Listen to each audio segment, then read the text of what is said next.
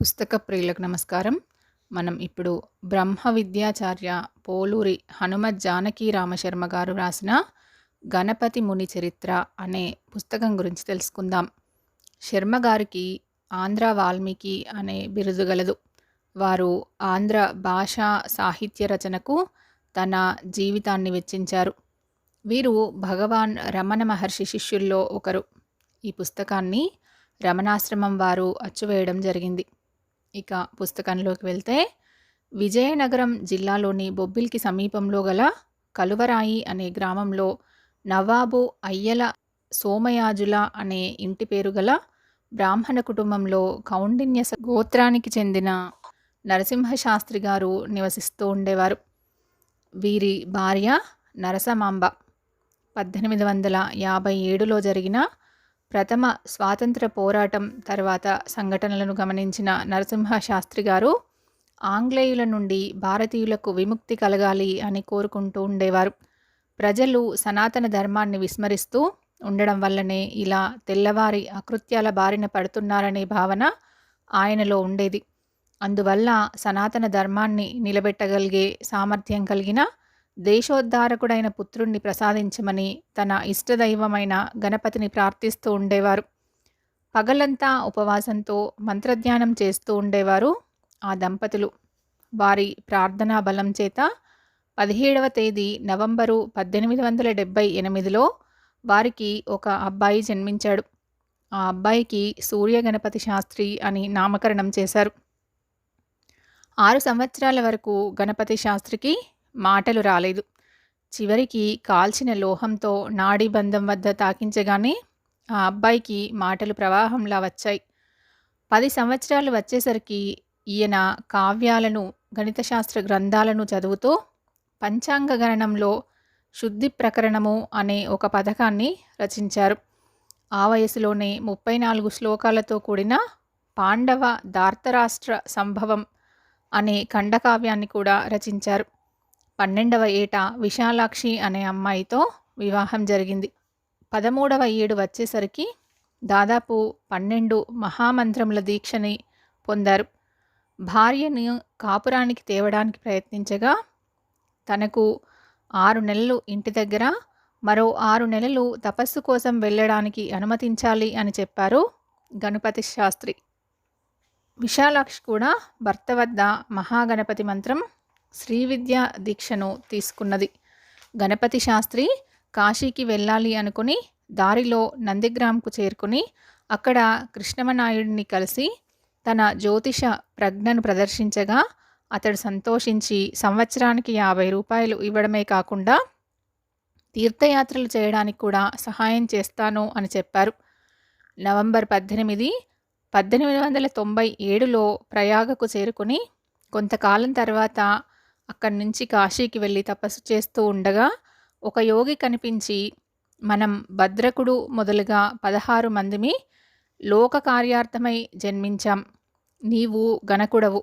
నీవు చేయవలసిన పనిని నీకు స్థూల శిరస్సు తెలుపుతాడు అని చెప్పి వెళ్ళిపోయారు. కొద్ది కాలం తర్వాత భువనేశ్వర్కి వెళ్ళి 9 రోజులు తపస్సు చేయగా చివరి రోజు రాత్రి భువనేశ్వరీదేవి సాక్షాత్కరించి బంగారు గిన్నెతో తేనెను త్రాగించింది. ఆ తరువాత కలవరాయికి చేరుకుని 3-4 నెలల్లో వ్యాకరణ మహాభాష్యము, నీతిశాస్త్రం మొదలగు గ్రంథాలు చదివారు. నవద్వీపంలో విద్వత్ పరీక్షలు జరుగుతున్నాయి అని తెలుసుకుని అక్కడికి వెళ్ళారు గణపతి శాస్త్రి. పాండిత్యంలో, ఆశు కవిత్వంలో ప్రసిద్ధి చెందిన అంబికాదత్తుడు అనే పండితుడి సమక్షంలో 18 శ్లోకాలతో భారత కథను ఆశువుగా చెప్పారు. దీంతో విద్వత్ పరిషత్ వారు కావ్యకంఠ అనే బిరుదును ప్రదానం చేశారు. ఆపై కొన్నాళ్లకు వారి తండ్రి గారికి కంటి వ్యాధి రావడంతో ఇంటికి చేరుకుని ఆయుర్వేదం సహాయంతో తండ్రికి చికిత్స చేసి అక్కడి నుంచి భార్యతో కలిసి నందిగ్రామ్ మీదుగా మందసాకు చేరుకున్నారు. అక్కడ భార్యకు అనారోగ్య కారణంగా ఆమెని పుట్టింటికి పంపించేసి తాను భువనేశ్వర్, కలకత్తా, కంచీలలో కొన్నాళ్ళుండి అక్కడ నారాయణుడు అనే జ్యోతిష్యుడి మాటపై అరుణాచలం చేరారు. ఆయనకు అక్కడ పార్వతీ పరమేశ్వరుల శక్తి సంపూర్ణంగా ఉంది అని అనిపించి, నా తపస్సు ఇక్కడే సిద్ధిస్తుంది అని చెప్తారు తనతో వచ్చిన తన సోదరుడితో. కానీ అక్కడ ఆ సోదరులకు భోజనం దొరకడం కష్టమైపోయింది. అప్పుడు ఒక వీధిలో ఒక బ్రాహ్మణుడు కనిపించి తన భార్య యొక్క వ్రత పారణం కోసం ఆ ఇద్దరిని తన ఇంటికి అతిథులుగా ఆహ్వానించి భోజనాన్ని పెట్టి తాంబూలాలు ఇస్తారు.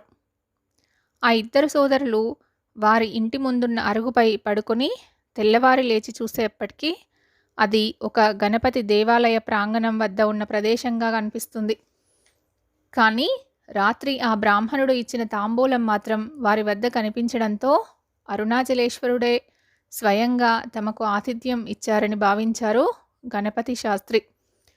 అప్పుడు గణపతి శాస్త్రి 1000 శ్లోకాలతో హరస్తుతిని అరుణాచలేశ్వరుడి సన్నిధిలో వినిపించారు. 1903 జనవరిలో అరుణాచలంలో ఉంటున్న బ్రాహ్మణ స్వామిని చూడాలి అనుకుని విశ్వనాథ అయ్యరు అనే వ్యక్తిని తీసుకుని బ్రాహ్మణ స్వామి దగ్గరికి వెళ్ళారు. ఆయనను చూడగానే స్థూల శిరస్సు ఇతడే అని గుర్తించారు. ఆ తర్వాతి సంవత్సర కాలంలో వేదాలను అధ్యయనం చేశారు. చెన్నైలో కొన్నాళ్ళున్నారు. అక్కడ కొందరు విద్యార్థులకు దేశోద్ధరణ ఎలా జరగాలో చెప్పేవారు. మన ఋషుల తపశ్శక్తులను మహిమలను గురించి వారికి బోధించేవారు. ఇతర దేశాల వారిచే వెక్కిరించబడే కొన్ని సాంప్రదాయాలను సంస్కరించాలి అని, ఋషులను తక్కువ చేసి చూపే విధంగా కొన్ని కావ్యాలలో పురాణాలలో చేర్చబడిన కథల్ని తొలగించాలని, స్త్రీ పురుష వర్ణ భేదాలు లేకుండా మంత్రధ్యానం చేసే విధంగా ప్రజలను ప్రోత్సహించాలని సూచించారు. వేదకాలంలోని ఆచార్యులు పశువుల మందలను మేపుతూ వాటి సంపద కోసం ప్రార్థిస్తూ కొండలను నదులను దైవాలుగా భావించేవారు అనేది ఒక కట్టుకథ అని చెప్పారు. చెన్నై నుంచి వేలూరుకి చేరుకుని అక్కడ క్రైస్తవ కళాశాలలో ఆంధ్ర భాషా అధ్యాపకుడిగా చేరారు. అక్కడ ఎందరో స్త్రీ పురుషులకు మంత్రదీక్షనిచ్చారు. ఉత్తర భారతదేశంలో జరుగుతున్న విప్లవ ఉద్యమాలకు ఆకర్షితులైన కొందరు విద్యార్థులు వేలూరులో కూడా ఉద్యమాలు చేయడానికి పూనుకున్నారు. అప్పుడు గణపతి శాస్త్రి విద్యార్థులకు చదువు ముఖ్యం, రాజకీయ నాయకుల స్వార్థానికి మీ జీవితాలను ఫనంగా పెట్టవద్దు అని హెచ్చరించారు. ఆ తర్వాత కొంతమంది విద్యార్థుల కోరికపై మంత్రశక్తితో ఉద్యమాన్ని నడిపే ఒక సంఘాన్ని స్థాపించాలి అని కోరగా ఇంద్ర సంఘాన్ని స్థాపించి అది వేద మతోద్ధరణకై కృషి చేయాలి అని ఉమాం వందే మాతరం అనే ఒక మంత్రాన్ని ఆ విద్యార్థులకు ఉపదేశించారు. 17వ తేదీ ఫిబ్రవరి 1907న దివ్యజ్ఞాన సమాజ అధ్యక్షుడైన కల్నల్ ఆల్కాట్ మరణించారనే వార్తను పత్రికలో చూసి తనతో పాటు భూమిపై జన్మించిన 16 మందిలో ఈయన ఒకరని, పేరు భద్రకుడు అని గుర్తించారు. ఆపై నవంబర్ 3న తపస్సు చేయాలనే కోరికతో ఉద్యోగానికి రాజీనామా చేసి అరుణాచలం చేరుకున్నారు. అక్కడ పచ్చయ్యమ్మన్ కోవెలలో తపస్సు ప్రారంభించారు. అప్పుడు జరిగే కృత్తికా ఉత్సవాలలో 7వ రోజు అరుణాచలేశ్వరుడి రథం ఒక చోట ఆగిపోయింది. ఎందరు ప్రయత్నించినా కదల్లేదు. గణపతి శాస్త్రి గారు రథానికి ఎదురుగా వెళ్ళి నమస్కరించి ప్రార్థించగా రథం తేలికగా కదిలిపోయింది. హఠాత్తుగా మళ్ళీ బ్రాహ్మణ స్వామిని చూడాలి అని అనిపించి ఆయన ఉండే ప్రదేశానికి వెళ్ళారు. నేను ఎన్నో మంత్రాలతో తపస్సు చేస్తున్నాను, కానీ నా యందు దేవుడు ప్రసన్నుడు కాలేదు అని తన బాధని వ్యక్తపరిచారు. అప్పుడు బ్రాహ్మణ స్వామి, నేను అనే స్ఫురణ ఎక్కడి నుంచి వస్తుందో గమనించు, అదే తపస్సు. మంత్రజపం చేస్తున్నప్పుడు మంత్రనాదం ఎక్కడి నుంచి వస్తుందో గమనిస్తే అక్కడ మనస్సు లీనమవుతుంది అని తెలిపారు. ఇది విన్న గణపతి ముని ఇప్పటి వరకు మరుగున పడి ఉన్న తపో విధానాన్ని ప్రజలకు తెలపడానికి వచ్చిన భగవంతుడే ఇతడు అని నిశ్చయించుకుని ఆ స్వామి పేరును భగవాన్ శ్రీ రమణ మహర్షి అని పిలవడం బాగుంటుంది అని వెంటనే శ్రీ రమణ పంచకం అనే పేరుతో 5 శ్లోకాలను రచించి గురుదక్షిణగా సమర్పించగా సరే నాయనా అని స్వామి వాటిని స్వీకరించారు. భగవాన్ రమణులు అరుణాచలం చేరుకున్నాక మొదట మాట్లాడింది గణపతి శాస్త్రి గారితోనే. అక్కడికి తనను చూడ్డానికి వచ్చిన విశాలాక్షమ్మకు తారమంత్రాన్ని ఉపదేశించి అక్కడే భార్యతో కలిసి తపస్సు చేసుకుంటూ ఉన్నారు. నవంబర్ 26, 1907 రోజున 20 రోజులలో ఉమాసహస్రాన్ని వ్రాస్తాను అని మొదలుపెట్టి 750 శ్లోకాలు రాసిన తర్వాత గోరు చుట్టు వేయడంతో చివరి రోజున 5 లేఖకులను పిలిచి ఒక్కొక్కరికి 50 శ్లోకాల చొప్పున ఒకే సమయంలో ఆ శ్లోకాలన్నీ ఆశువుగా చెప్పారు. ఆ 250 శ్లోకాలు పూర్తి అయ్యే వరకు రమణులు గాఢ సమాధి స్థితిలో ఉండి శ్లోకాలు పూర్తి కాగానే సమాధి నుంచి మేల్కొని నాచే చెప్పబడిందంతా రాశారా అని అడిగారు. ఆ తర్వాతి కాలంలో గణపతి శాస్త్రి గారు ముందే రచించిన 750 శ్లోకాల్లో మార్పులు చేశారు. కానీ రమణుల సన్నిధిలో చెప్పిన 250 శ్లోకాలలో ఏ మార్పులు చేయాల్సిన అవసరం రాలేదు. ఆపై సప్తఝరి అనే ప్రదేశంలో వారం రోజులలో దూరదృష్టి, దూరశ్రవణం మొదలగు సిద్ధులను పొందారు. ఒకనాడు పచ్చయమ్మన్ కోవెలలో గణపతి శాస్త్రిని చూసిన కొండయ్య అనే గణపతి ఉపాసకుడు గణపతియే నాయనగా అవతరించారు అని గ్రహించారు. ఒకరోజు రమణుల సన్నిధిలో ఒక జ్యోతి ఆవిర్భవించి ఆయన నుదురును 6 సార్లు తాకి ఆయనలోనే కలిసిపోయింది. దీనివల్ల షణ్ముఖుడే రమణులుగా జన్మించారు అని తెలిసింది. అప్పుడు నాయన రమణులను కార్తికేయునిగా స్తుతిస్తూ 8 శ్లోకాలను చెప్పారు. ఆ తర్వాత పడైవీడు చేరుకుని అక్కడ 40 రోజులు తపస్సు చేసి రేణుకాదేవిని సాక్షాత్కరింపజేసుకున్నారు. రేణుకాదేవి ఒక ఆయుధాన్ని తనకు ఇచ్చినట్లుగా తోచింది. అక్కడి నుంచి వేలూరు చేరుకుని అక్కడ శిష్యులకు యస్త్ర మంత్రాన్ని ఉపదేశిస్తూ ఇంద్రసంఘాన్ని ప్రబలం చేశారు.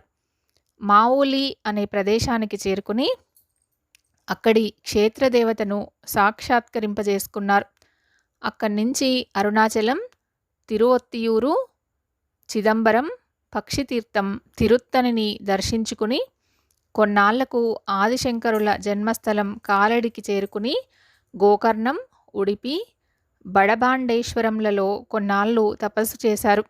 గోకర్ణంలో జ్యోతిష శాస్త్రజ్ఞుల సందేహాలను తీర్చడం కోసం పరాశర సంహితకు లఘు సంహిత అనే పేరుతో కొన్ని సూత్రాలని రచించారు. 1966లో గణపతి శాస్త్రి గారి శిష్యులకు గుంటూరు లక్ష్మీకాంతం గారు గణపతి శాస్త్రి గారు వ్రాసిన కృతులను పారాశర్య కేరళీయ సముచ్చయం అనే పేరుతో ప్రచురించారు.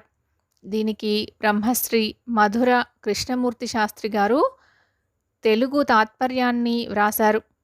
పడైవీడులో గణపతి శాస్త్రి శిష్యుడైన దైవరాతుడు తపస్సమాధిలో ఉండగా వెలువడిన 428 మంత్రాలు చందో దర్శనం అనే గ్రంథంలో చేర్చి వాసిష్ఠాన్వయ భాష్యం పేరుతో వ్యాఖ్యని వ్రాశారు. ఇది ఇంగ్లీషులోకి అనువదించబడి భారతీయ విద్యాభవన్ వారిచే ప్రచురించబడింది. పోలూరి హనుమత్ జానకీ రామశర్మ గారిచే వ్రాయబడిన నాయన గణపతి ముని చరిత్రలోని మరిన్ని విశేషాలను వచ్చే భాగంలో తెలుసుకుందాం.